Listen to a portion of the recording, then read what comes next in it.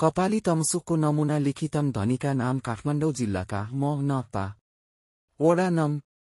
16 खुट्टे बस्ने वर्ष 60 को रामलाल श्रेष्ठ ऋणीको नाम काठमाडौँ जी का न वडा नं 16 बालाजु बस्ने वर्ष 53 को अशोक साक्यले नगद नेपाली रुपैयाँ 5000 अक्षरेती 5000 कर्जा लिए बापत घर खर्च गर्न लिएको ठीक हो। यो रुपैयाँको ब्याज सयकडा 10 को दरले बुझाउला।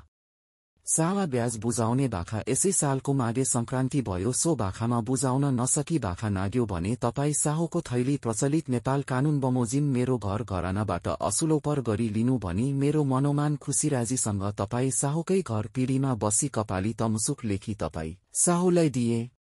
साक्षी दाया किनाराको सदर दाया बाया विवेकमान साके सही एक बस्ने प्रकाश श्रेष्ठ साक्षी सहीका जी का न ता वडा नं 16 खुट्टे बस्ने एक सही एक बस्ने लेखक धर्मवीर साक्य 31 शेरबहादुरको नयाँ बजार बस्ने सयकडा 10 कामा सो बाखामा ब्याज चुक्ता गर्न बक्ता बुझाउँछु र तपाई साहु भएकाले निस पैया र त्यसको बजको मितिले ला बुझाउला उनुपर्ने होइन। बहादुर शाही दाया बाया इति सम्मत 2058 साल श्रावण 1 गते रोज 5 शुभम